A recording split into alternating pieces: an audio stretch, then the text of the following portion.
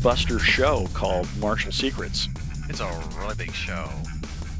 Okay, that was just bad. It was bad, and none of our listeners are going to know who that was supposed to be. Which is probably good, because then they don't know I did it wrong.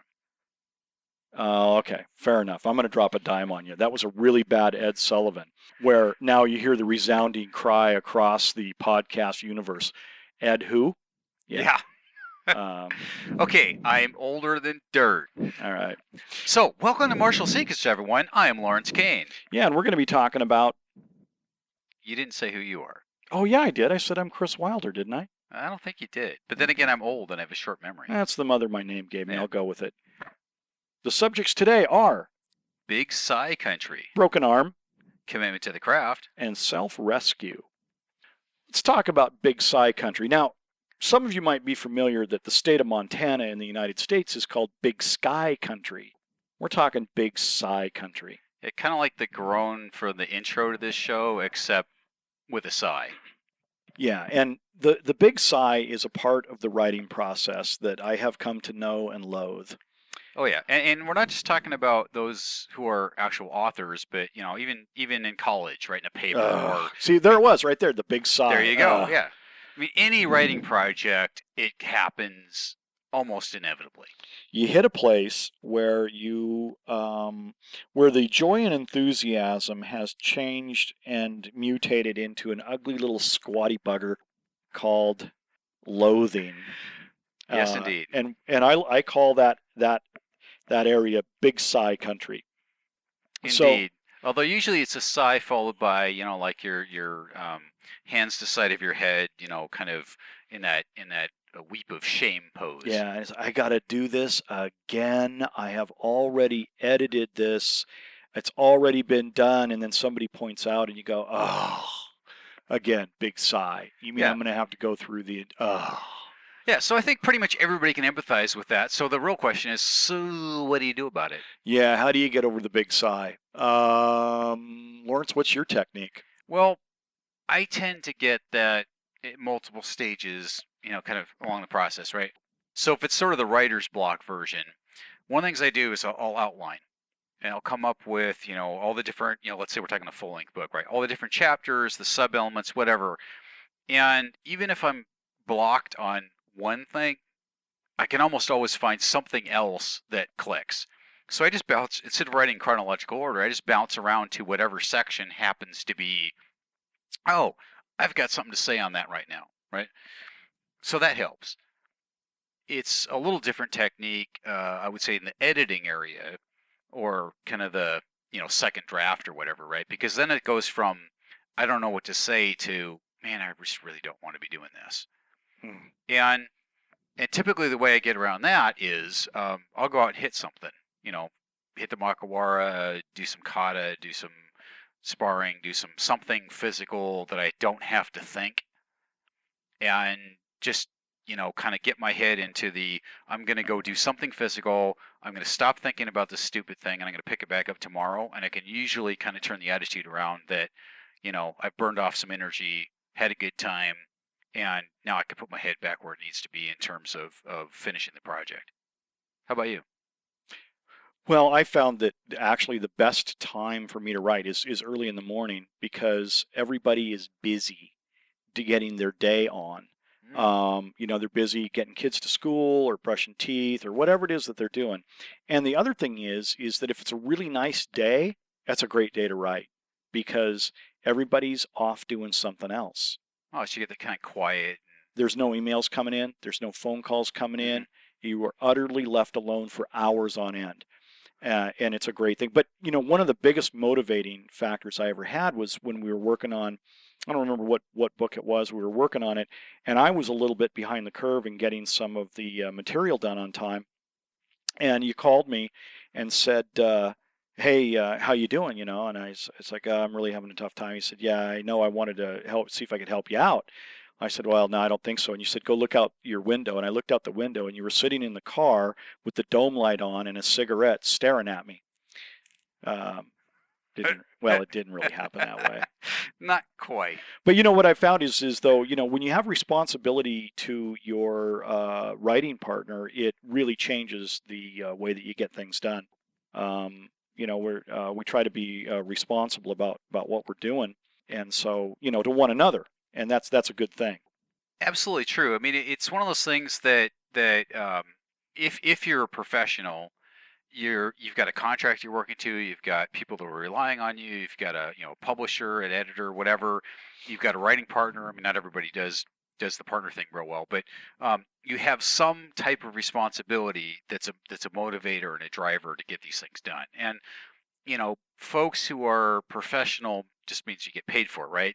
But if you're going to have more than one, you better be kind of stepping up, right? And there's a mindset in folks who do it kind of for a living that does that. And I think it's the same thing, if you're really serious about your grades, if you're in school, or if it's if it's a thesis or a research paper you need for an advancement test, whatever it is, right? If there's some meaningful reward or potential lack thereof, a lot of people, it helps drive them to that kind of next step, right? Yeah, getting through the big sigh is really difficult to do unless you have some external motivation. Like, yes, I won't be eating if I don't get this done. That one always works for me. It has worked for me. It has worked for me. So anyway, there's a lot of different ways to get through it, but it's what we call the big sigh, or the big Sigh Country, and it's going to happen because that's just the nature of the writing process. So for all any creative process, really. Any creative process. Yeah. So if you're a budding author out there and you've hit the big sigh, don't worry, we all do. And it's just a matter of working through it. But now it's got a name and it's got a title, and you can hang a hat on it and call it good.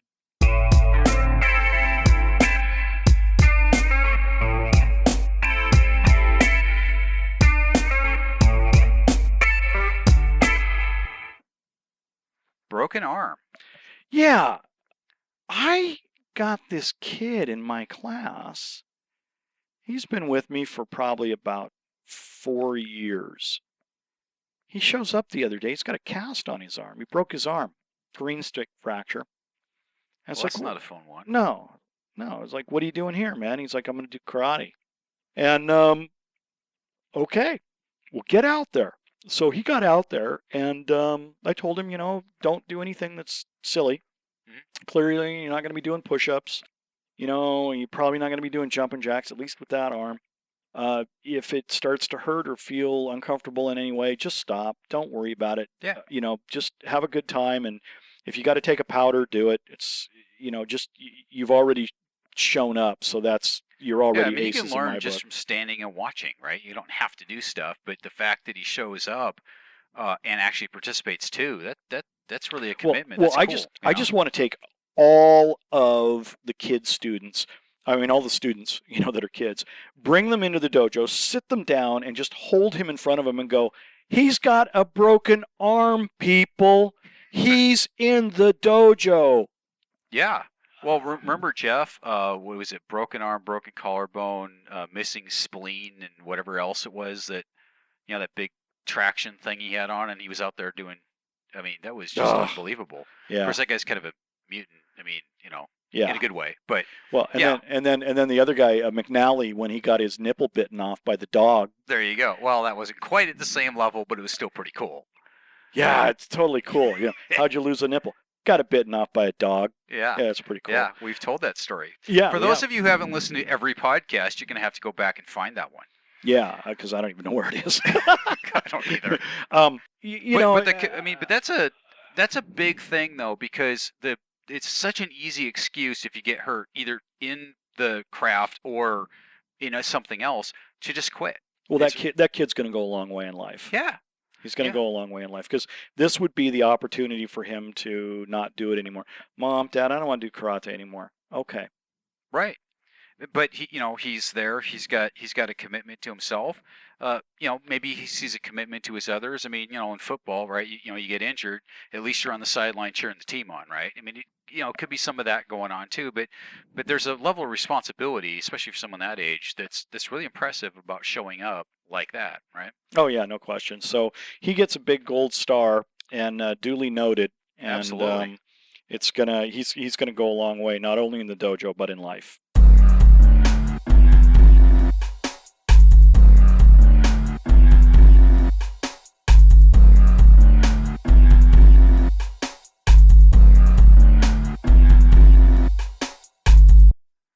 speaking of commitment to the craft, that will be our next topic. Yeah, commitment to the craft. That's a term that's often used in the entertainment acting. You know, well, you'll hear them. They'll say, well, one has to have a commitment to the craft, and Well, theaters, yeah, movies, TV, that sort of thing. yeah. Right? And if you've ever watched Inside the Actor's Studio, you've heard that bandied around. Commitment to the craft, commitment to the craft, and that's sort of difficult to understand, frankly. I mean, because what is the commitment to the craft? Is that eating top ramen and living in a flat with 6 other people in New York so that you can possibly be an understudy to the understudy on an off Broadway play? That's just suffering, if you ask me. Sounds like it. And and you have to suffer for your art. I don't know that you have to suffer for your art. I mean, I've people say things like, "Oh, wow, you've really paid a price." I haven't paid a price. I've reaped the benefits of what I've done. So I haven't really suffered. I've done all of these things of my own volition, my own free will. However, but the reward from it is been the learning, the ability to make a living at it. You've gotten a lot back. Oh right? yeah, no question. But see, that's the thing is that when people say commitment to the craft, what does that really mean? Does it mean going deep down inside yourself and finding a way to be the best that you can possibly be at what you're doing? Because all people are not created equal. That's the biggest lie in America is that, oh, you can be anything you want. Hey, you know what?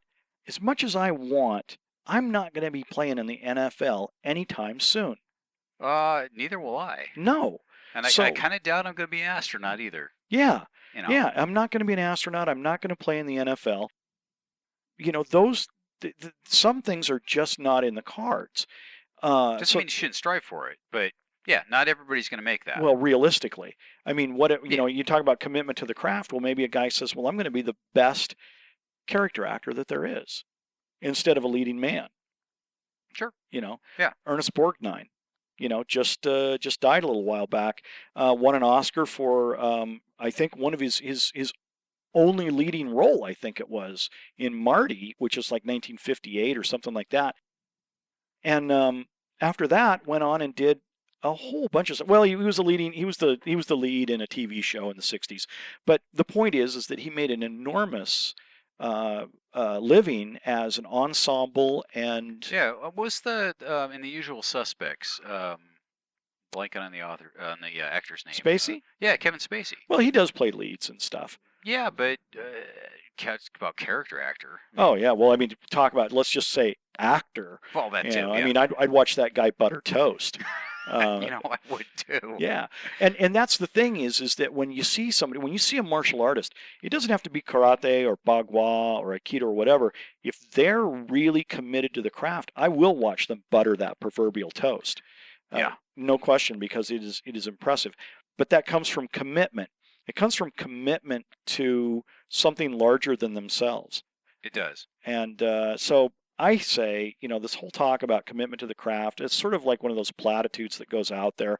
And I'm not much for platitudes, but I have to say that you have to have a commitment. You have to have a commitment to the art. You have to have a commitment to the ways in which it is structured and understand those elements. And when you begin to understand those elements, it will transform the way that you perform your art, and it will transform the way that you see the world.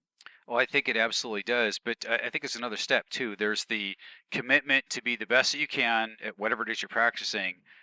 Once you acquire the knowledge, I think part of that commitment to the craft is then sharing with other people, right? And that can be, even at a lower level, helping your instructor out. It can be, teaching people yourself as part of another class. It could be, somehow giving something back to it, right? Because it's not just a selfish thing. Oh yeah, no, you're absolutely right about that. The idea of giving back, I think, is maybe upwards of 50% of commitment to the craft. I really believe that. Yeah, it's big. So anyway, that's our fevered ramblings on commitment to the craft and how you out there are not committed enough.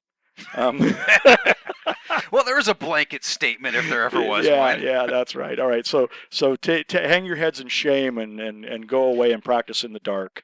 Under a waterfall in the Uh, freezing cold of winter. I've tickled myself. Yeah, Yeah. don't confuse suffering with commitment. Don't confuse suffering with commitment. Okay, I guess we're done with that section, huh? That's a wrap. Lawrence, self-rescue. Would you explain to the listeners what self-rescue is? Sure. I mean, you can kind of start with that whole joke about, I carry a gun because a cop's too heavy.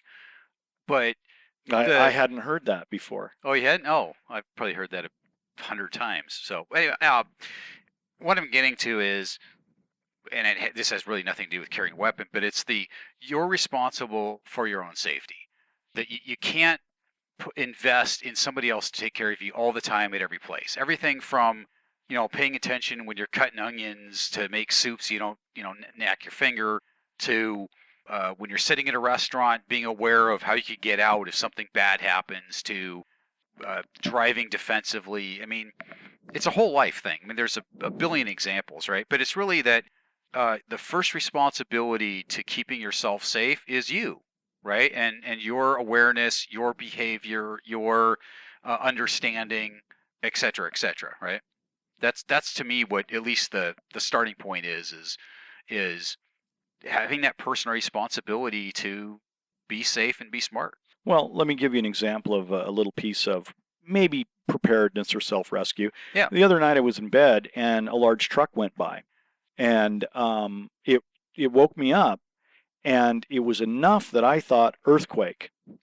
And I had already. That's a pretty big truck. Well, yeah, just the rumbling. Yeah. You're kind of asleep. You don't know what you're doing, and but I had already predetermined earlier, because we live in an earthquake area, that I knew exactly where my door jamb was and how to get into it. And so I was prepared, and I was when I awoke and I felt the vibration, I'd already educated myself that meant earthquake. And I was up and took a couple steps and was in the doorway, boom, boom, before I was able to realize by the Doppler shift of the truck going away that Doppler shift. Yeah, the Doppler shift. You know what I'm talking about? Yeah, I know what you mean. Yeah. Right. And that was like, okay, and back to bed. Yeah. Didn't think too much of it. But that is a case of just having a little bit of premeditated thought. Yeah. About self-rescue. That's a good example, actually. In fact, when we had that big earthquake here, I was in a meeting on a telecon in my boss's office with some folks who are in a different part of the country. And one of the things that happened, in addition to the fact there's a big earthquake, is the phone line got cut off and we couldn't call back. So these guys think we're all dead or something, right? Yeah. But half the group stood there going, one guy dives under the desk. I go into the door jamb, and the rest of the folks are sitting there and going, you're kicking them going, my door jamb, Yeah. my door jamb. Yeah, there you go. It could have happened that way. But, I mean, there's a couple, there's this massive window, right? I mean, he had a corner office. There's a big old window. And there's a couple of people are standing right next to this window, and the building's swaying. I mean, this is a serious earthquake, right? Now, fortunately, the window didn't shatter, but it's like, I kind of look over there and go, dude, earthquake, broken glass, move. And then we had the action, right? But it's and maybe it's just a kind of a natural freeze thing or whatever. I hadn't thought about it, but the fact that my first reaction is, oh, look, an earthquake. That means I must do something, as opposed to other folks that were just kind of standing around going, what's happening? When I was in that earthquake, I was sitting between two semi-trailers in 3 lanes at a stoplight at the Port of Tacoma. And I was in between the two semis, and the trailers were swaying back and forth. Ooh, that must have been uncomfortable. So I looked at it, and I thought, well, and the intersection, is like, it's right down there by the Poodle Dog. So it's like, oh, I know exactly where that yeah, is. It's like 6 arterials coming in, and oh yeah, it's a massive. I mean, it's the kind of intersection you'd see. For those of you who have no idea where we're talking about, it's the kind of intersection you'd normally see on like a couple of major like freeways meeting kind of thing, not a residential street. Oh, but yeah. It's actually a residential. No, it's like freeways, it's commercial meeting, area. yeah. But yeah. And so I thought, okay, man, these things are going to fall over, and I realized I can't shoot out into that intersection, and there was no car in front of me, But it was like, I can't do that because I'm going to get hit because people were still driving. Right. So what I did is, I was actually a standard. I put it in gear and I held the clutch in and I watched. And if I thought one of those was going to go, I was going to drop it and take my chances in the intersection. Yeah. And that was just a little bit of, man, where am I? What do I got to do? What do I got to do to survive? Self-rescue. Absolutely. I'm having a conversation at McDonald's one day with Jim, who's a cop friend of mine, Mhm. and we started talking about self-rescue, Right. and then it got into like preparedness, and he's like, do you have this? Do you have this? Do you have this? And it's like, yeah, I got that, I got that, I got that, and he's like, how much of that do you have? And it's like, I got this much, I got this much, I got this much, and he's like, good, and he kind of took a sip on his coffee, and he goes, because when that earthquake comes, there's nothing we can do for you. Right. Yeah, and I Right. was like, yeah, Yeah, and if you're in an earthquake zone, you're in a hurricane zone, you're in a tornado alley, whatever it is, right? You need to plan a little ahead of time, and think about what are you going to do, how are you going to take care of yourself? Do you have food? Do you have medicine? Do you have clothing? Whatever it's going to be, right? No, we're not talking like survivalist, well, I'll way tell off you the what. deep end stuff, but think about at least how are you going to get through the next 3 days, kind of thing, Well, right? here's the thing. Go get Tom Brown Jr.'s book, Urban Survival. Good book, yeah. Good book. Teaches you just very basic things that you need to know. All of the stuff you have in your home, you can reconfigure, retool, and use for survival. Yep. For an extended period of time. Oh yeah, even simple stuff like the water that's in your hot water heater. Oh yeah, or the or water even in the your back tank. of the toilet tank, yeah. And the other thing is that he says, where's your first fresh water source? Where you are, and so Yep. I know where that is, and As do I, as a matter of fact. yeah, and it goes on and on and on, and it takes you through Yeah. those things. So a little bit of self-preparedness and a little bit of the concept of self-rescue. And the reason I'm on such a tirade about this, Lawrence, is in today's world, we just expect the authorities to intervene on our behalf instantly for any everything. reason. Yeah.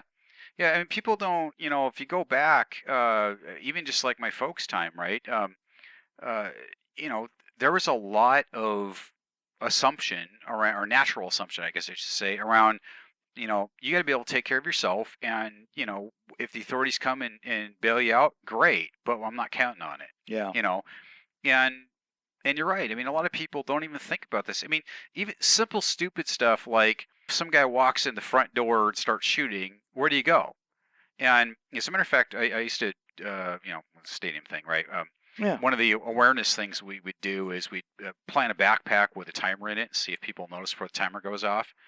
And some other things like that. And I mentioned that at my day job. And they're like, oh, wow, I never thought about that stuff. And I said, so if we, we're in this conference room, so where would you go if something bad happened?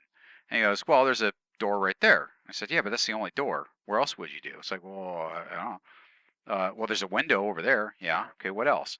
The concept of sheetrock isn't solid hadn't come up, right?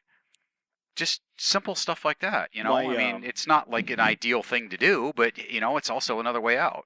My cousin works for a large warehouse company in Reno, Nevada, and we were talking, and there had been the threat. A guy had threatened to go shoot her on the facility, and so everybody was kind of at DEFCON 4. And I said, Al, what's your way out? And she said, I can stand up, I can throw my chair through my window. It's 2 stories down to a grassy, slanted hill, and then it's another 10 yards to the woods. And I'm like, you're good. Yeah. You're there good. You go. Don't worry. Yeah. You're good. But you know what?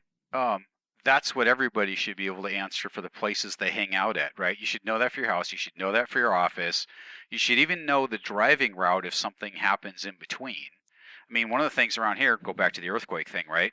There's a lot of bridges. Oh, they're all gone. Yeah. So now what are you going to do? Yeah, there's only one way out of it where we live. Exactly. Yeah. I mean, and it's south. Unless you got a boat. That's right, which I happen to have, by the way. Oh, I know. I'm coming. Yeah. This is going to sound really psychotic, okay? But when my kid was little, I'd say, let's find a different way home. let's take an alley or let's take a different road. And what I was doing was I was just becoming more familiar with what potentials are available. And I know that sounds a little premeditated and kind of psycho, but nonetheless, I did it. Yeah, well, it's really, we're not advocating extremes here, but you know what? You need to be able to take care of yourself wherever you are. You owe it to yourself. You owe it to the people that care about you. And let's face it, nobody's more worried about your safety than you are. I can't add anything to that, Lawrence, except my email is thedojo@quidnunc.net. That's QUIDNUNC.net. And if somebody wanted to call you or email you actually and complain about your policies and your behaviors and how unsensitive and unrealistic you are, how would they do that? Well, that would be lakane@ix.netcom.com. LAKANE@ix.netcom.com. And as we're apt to say, be safe, everyone. And be well. Hi, this is Kris Wilder from Martial Secrets. Martial Secrets is free, but it's not costless. So tell your friends about Martial Secrets. Your good words are the best endorsement we can have. Also, if you like what you hear, buy one of our books, buy one of our DVDs. We think they're pretty good, and we think you'll find value in them too. As always, we appreciate you listening and your support. You can find us pretty quickly by just going to Amazon.com, typing in Lawrence Kane or Kris Wilder, and you can find all of our books and DVDs there. Thanks for listening, and be well.